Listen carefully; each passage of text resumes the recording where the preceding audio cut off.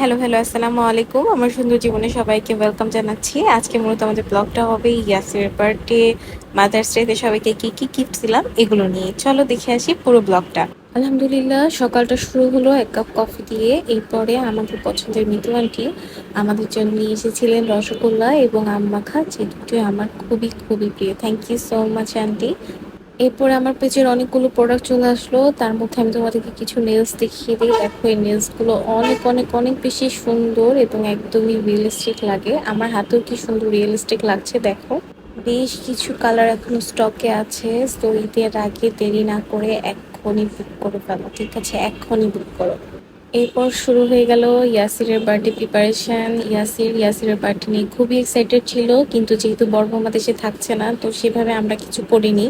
ও যেহেতু কেক অনেক পছন্দ করে, তো ওর জন্য বেক বাই নাচ থেকে একটা কেক অর্ডার করা হয়েছিল এবং ডেকোরেশন করেছিলাম। সাথে আমি দুপুরের জন্য রান্না করেছিলাম ফ্রাইড রাইস, চিলি চিকেন এবং চিকেন ফ্রাই। এই আইটেমগুলো ও অনেক পছন্দ করে।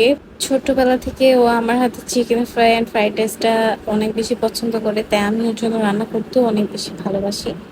এরপর আমরা সবাই দুপুরে খাওয়া দাওয়া করে নিলাম এবং রাত হয়ে গেল। রাতে আমি, যেহেতু আজকে মাদার্স ডে ছিল এবং আমার মামিরা আমাকে আমার মায়ের মতোই আদর করে, ভালোবাসে, তারা কোনো অংশে আমার মায়ের থেকে কম না। তো আম্মু এবং তাদের জন্য সুন্দর করে রোজ নিয়ে এসেছিলাম। They were very happy, trust me.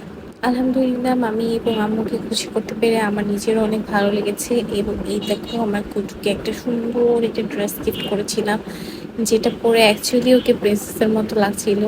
ও আমার সাথে কি যেন গল্প করছিল শব্দ করে, এবং ড্রেস পরার পর তার রিয়াকশন, তাকে যখন আয়নায় দেখেছি, মাশাআল্লাহ অনেক খুশি হয়েছে। এরপর আমাদের মিউনিস রেডি, আমাদের সবকিছু রেডি হয়ে গেছে।